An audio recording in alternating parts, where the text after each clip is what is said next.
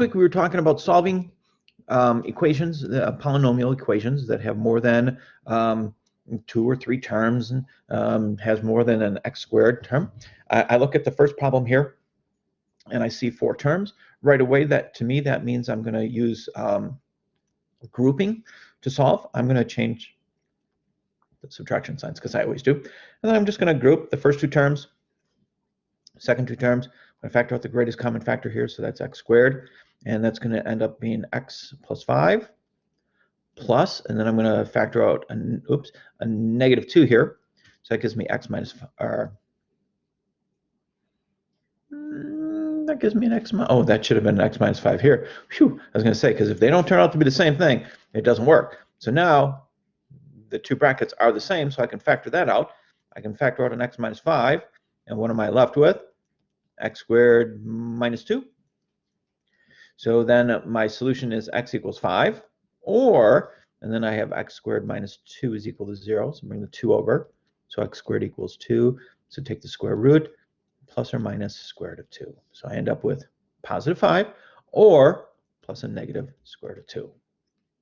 In the second one, there's only 3 terms. So the first thing I look at is, like, can I factor out the greatest common factor? So I'm going to factor out a 6x. If I factor out a 6x, I'm left with x squared minus, can't factor a 6 out of there. So let's go with 3x. So if I factor out a 3x, I'm left with 2x squared minus, let's see here, 9x minus, if I take a 3 out of there, I end up with 18. So now I'm looking at this, and it's like, okay, so I know one of my solutions is x equals 0, but this has to be factored farther. I'm going to use the cheater method to factor this. So I've got 2x here, 2x here. I know I have to divide a 2 out at the end. If I multiply across here, that gives me negative 36. What 2 numbers multiply to give me 36? But add up to positive 9. How about negative 12, positive 3? So negative 12, positive 3. I have to divide a 2 out, so that's going to be x minus 6, 2x plus 3. So my answers are negative 3 halves, positive 6, and 0. Whew. Factoring sure does help, or knowing how to factor really does help on these types of problems. We also solved radical equations, or rational equations. This is not rational, this is a radical. First thing I do is I isolate, so I end up with square root of 5 minus x equals 3. Then I'm going to square both sides. So 5 minus x equals 9. Now I'm going to subtract 5 from both sides, so negative x equals 4, and then take the negative over, so x equals negative 4 on there.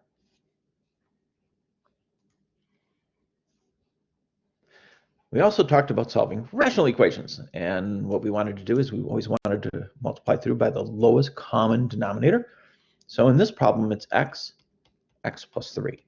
So I'm going to multiply this term by x plus 3. I'm going to multiply this one by x plus 3, and I'm going to multiply this by x plus 3. In this problem, the x's cross out, so I'm left with 4x plus 3, plus, here the x plus 3's cross off, so I'm just left with 2x, is equal to, then I'm going to multiply this through, so that gives me negative 3x squared plus negative 9x. This is a quadratic. Now I'm going to multiply this through too, so that's 4x plus 12. It's quadratic. So I definitely want to make sure that I get it set equal to 0. So 4x plus 2x, so this side becomes 6x plus 12 is equal to negative 3x squared plus negative 9x. I'm going to bring this stuff over to this side because I want this to be positive. So that's going to be 3x squared. And then I'm going to add 9x to 6x, so that's going to give me plus 15x plus 12 is equal to 0.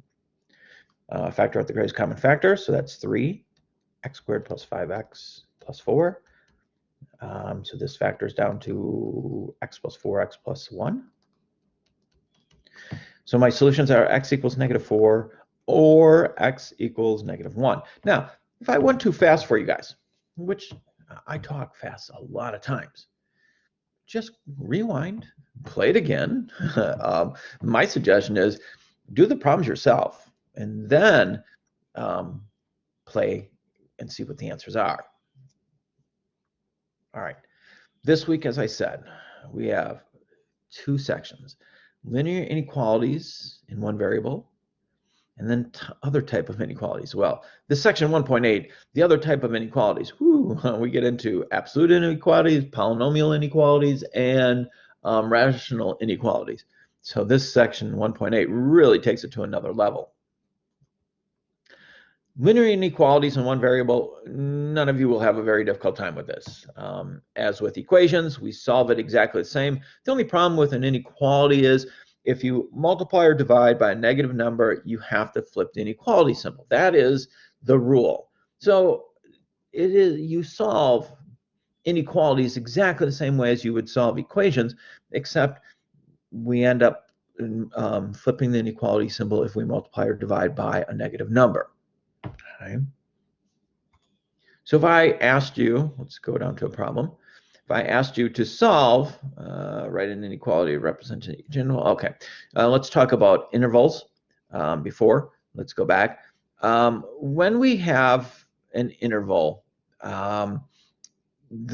you can, and we talked about this a couple weeks ago when we were talking about, solving, and you have an interval for an answer. Remember, you can have square brackets or square brackets.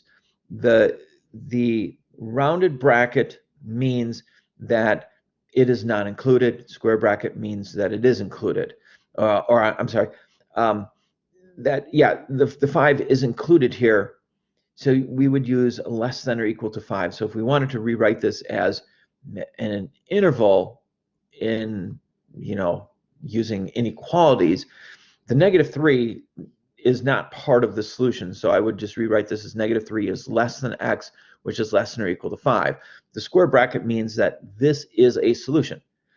We never use square bracket when we have any infinity. So infinity will always be, so this would be -3 is less than x, which is less than infinity.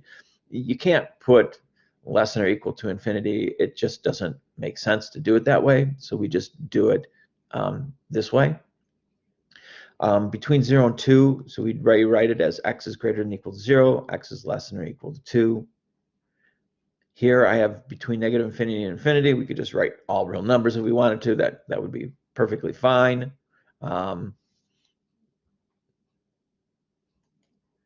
Now, when we solve an inequality, right, we're going to solve them just like equations.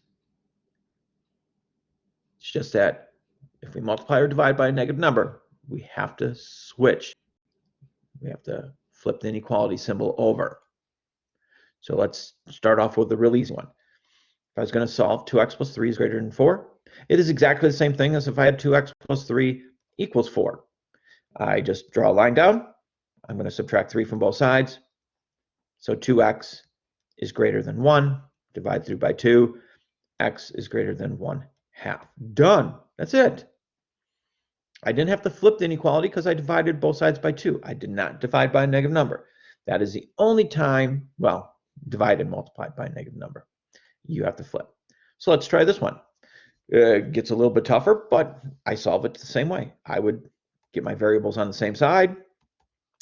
So I'd end up with 2x minus 7 is greater than 9. I would add 7 to both sides. 2x is greater than 16. Divide through by 2. I do not flip the inequality. X is greater than 8. And that's it. If I have to graph the solution, I just put an 8 here. This is an open dot because it's greater than. And it says x is greater than. If the variable's on the left-hand side, the inequality symbol really points to the direction you should be shading. So there's my answer.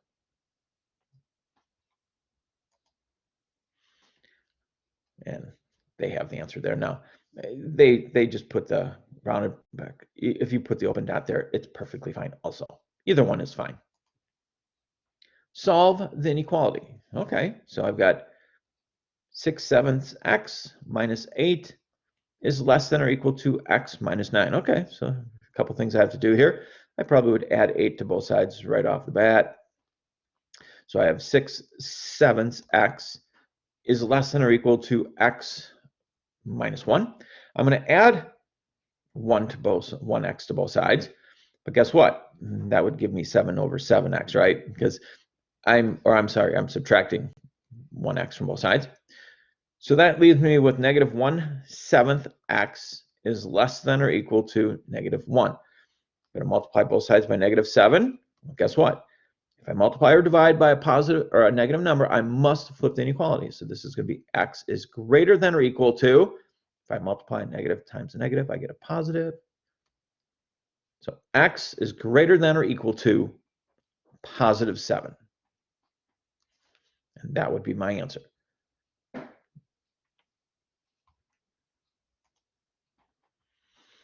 Solve the inequality. Now this problem should be a little bit later. Okay, after we do polynomials, but that's fine.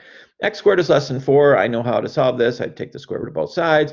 So I end up with x is less than positive and -2, right? Because when you take the square root, you're going to have plus or minus, correct? But it has to be between there. So all of my values, and this is where we'll be talking about this in a little bit, this problem, because whenever you have a polynomial function, you find your answers, and then you put your answers on a number line. So that's -2, that's +2, and then you have to pick a point in each interval. So I have to pick a point over here. I have to pick a point over here. I have to pick a point over here. Usually I pick a point here, and if that is true, that means inside is grad. So what's a value? So here's my original equation. So what's a value between -2 and 2? Let's try 0. So if I put 0 in here, 0 squared is less than 4. 0 is less than 4. That is true. That means everything in this interval has to be shaded in. Okay? And that would be my answer. Everything between -2 and 2.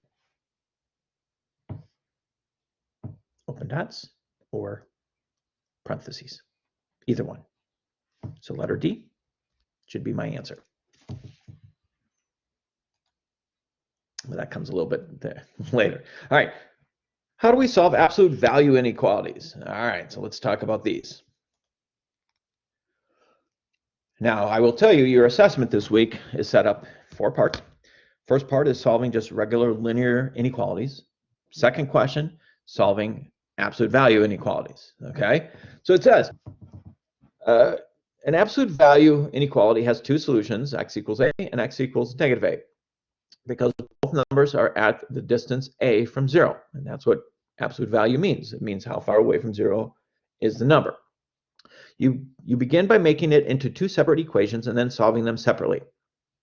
An absolute value equation has no solution if the absolute value expression equals a negative number, since an absolute value can never be a negative number. Okay, so now, if I had a problem like this, solve the absolute value of 2x plus 3 is less than 6. What we do is we rewrite it like this.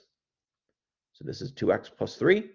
And then we put +6 here, and then we put -6 here, right? Because the absolute value is either positive or negative. And then I'm going to solve each of these separately, but I solve it as one. So I'm going to subtract 3. So I subtract 3 from everything. So I end up with -9 is less than 2x, which is less than 3. I'm going to divide by 2. So I end up with -9/2 is less than x, which is less than 3/2. Done. Now, if I wanted to graph this thing, which I could, I'd put -9/2 here, open dot, right? Because this was less than, open dot, and 3/2, open dot also. And it's greater than 9/2, less than 3/2. It would be everything shaded in between. That would be my answer if I had to graph it out. Most of the times we just leave it like this, unless it asks us to graph. So an absolute value equation is not too bad to solve, but you do have to write it as 2 separate problems. All right, let's solve this one. I've got 2x minus 3 is greater than 5. Then I'm going to put put it over here as -5. I'm going to solve. I'm going to add 3 to both sides. I should have, did I mess this up? Should this be this way? So I end up with -2, which is greater than, or just greater than 2x, which is greater than 8, divide through by 2, -1, nope, that's +1. Okay, so x is less than 1, or x is greater than 4. We always keep the same symbol. If this was a less than, we put a less than over here. If it's greater than, we put a greater than over here. Solve the inequality. Now this one's really easy because there's not a whole lot to do. So I'm just going to put -6 here, x here, 6 here. Done. that was the easiest one I could come up with. Now, which is my answer? Well, I guess I have to go down here. I would say letter D, right? Because B and C could not be answers because it doesn't use the same inequality symbol. I guess E right either because it doesn't use the right inequality symbol. And that is it. This one's a little bit harder. First thing you have to do, if you have an absolute value, you have to isolate the absolute value. Just like when we had radical equations, we have to get that off that side. So the first thing I'm going to do is I'm going to subtract 3 from both sides. Okay. So I end up with the absolute value of x plus 17 is greater than 17. Okay. So now I can rewrite it without the absolute value symbol. So I'm going to put -17 here, x plus 17, and 17 here. I'm going to subtract 17 from everything.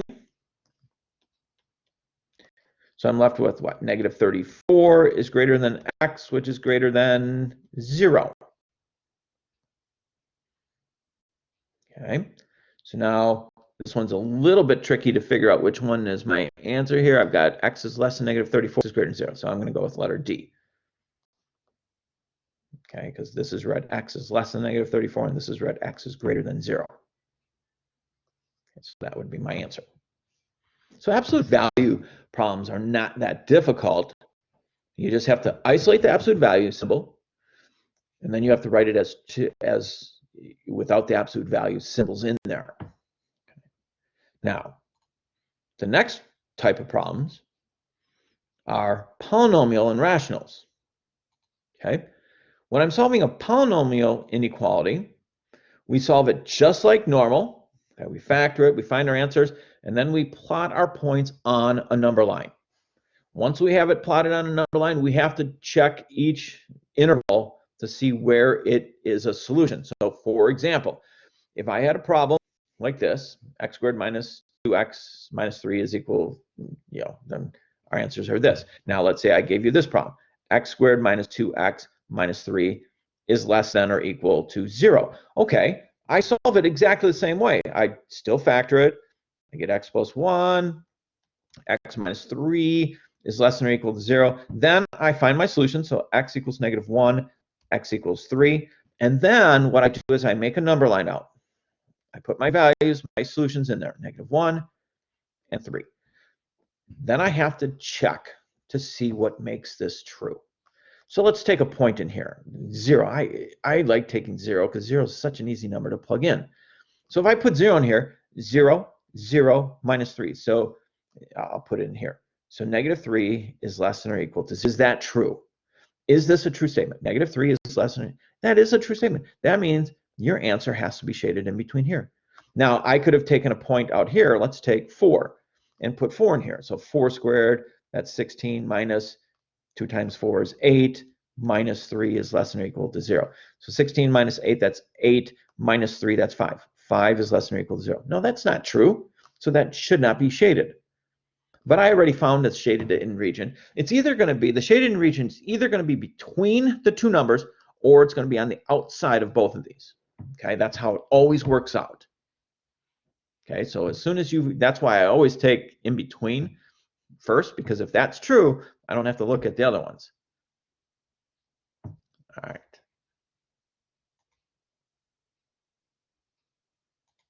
Oops. I kind of zip through. Okay, so no, same thing. I thought I missed a slide. Okay, finding test intervals for a polynomial. Same thing, just what I said. We find the values that make the polynomial true. We graph it out, and then we have to check out each interval. So here's a practice problem. X minus 7 squared is greater than 1. Oh boy, this is a quadratic, and it's not set greater than or equal to 0, right? And that's a problem because it's just like an equation that we're solving. So I'm going to multiply this out. X minus 7 squared, well, that's x squared minus 14x plus 49 is greater than or equal to 1. I've got to get that to be 0, just like any type of problem that we do. So I'm going to subtract off 1. So I'm left with x squared minus 14x plus 49 is greater than or equal to 0. I'm sorry, that's 48. I subtracted 1. All right, so I'm going to factor this. Does it factor out? Well, 8 and 6 negative, so x minus 8, x minus 6. So x equals 8, x equals 6. Next step, draw a number line. So 6 goes here, 8 goes here. Pick a value in between. There's only one. Well, I suppose you could use decimals. It really doesn't matter. Well, let's take 7, because 7's in between there. Does 7 make this true? So 7 squared is 49. Minus 14 times 7. Well, I don't know what 14 times 7 is. So 14 times 7 is 98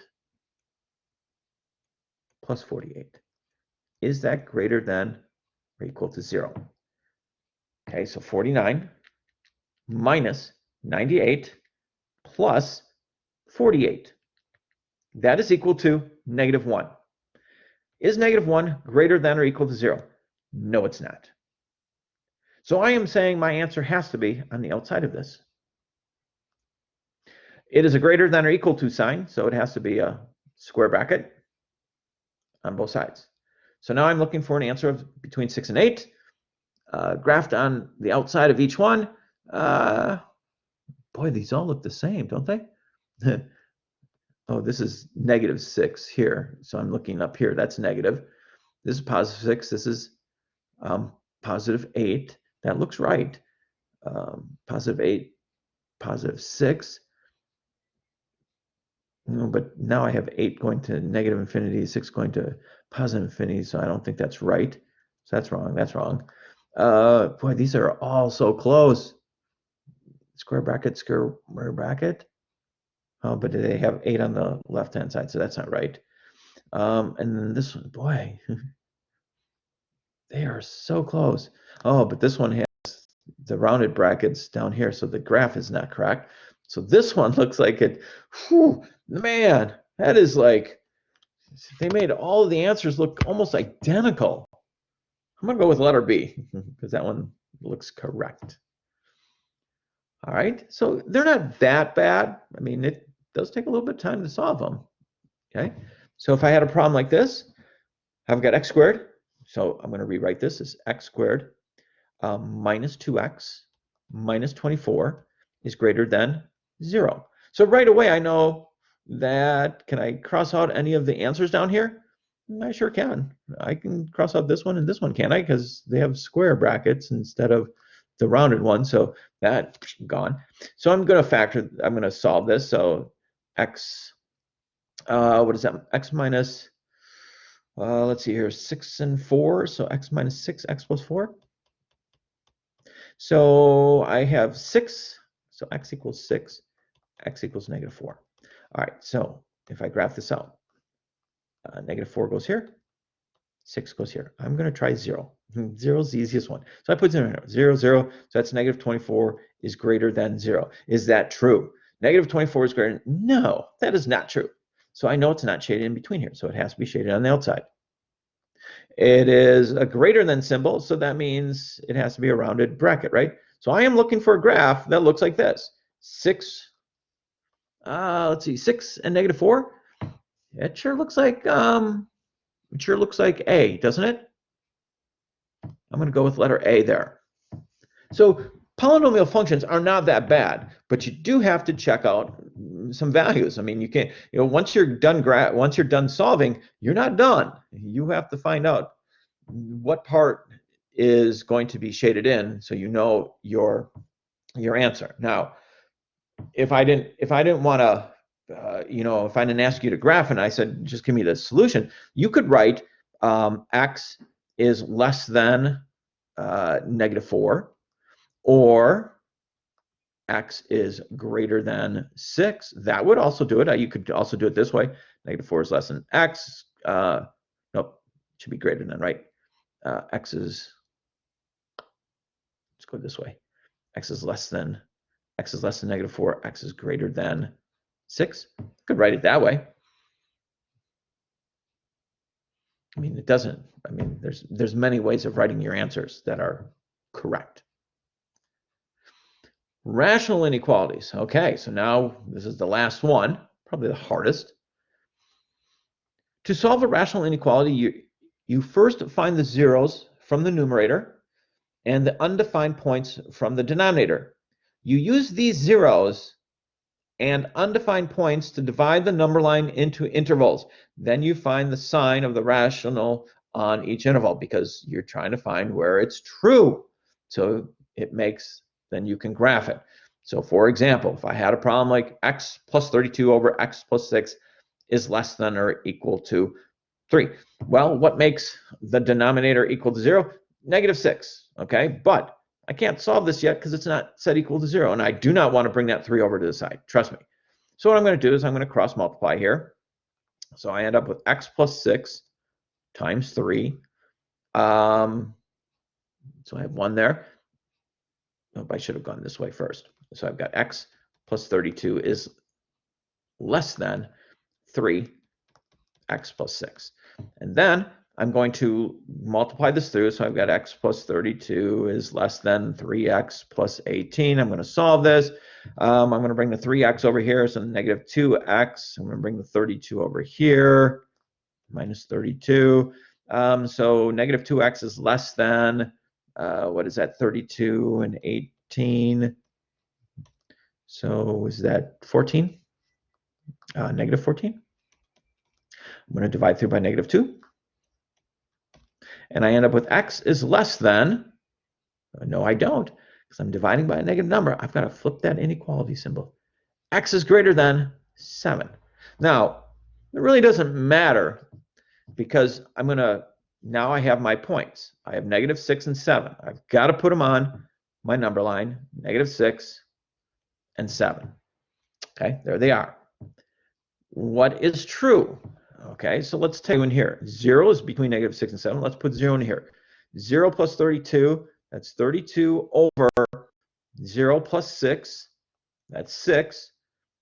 Is that less than or equal to 3? That's going to be like 4 or 5. That's going to be 5 point something. That is not true. Okay, that is not a true statement. So 0 is not a solution. So it's going to be out here. It's going to be out here. Okay, so I'm looking for the intervals. So what is that?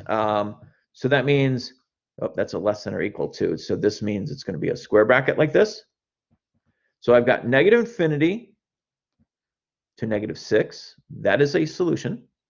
And 7, whoops, to infinity. That's how I would write it in bracket notation. Okay. And here, oh, why did I'm sorry. I should have had that 6 in there. Oh, okay. All right.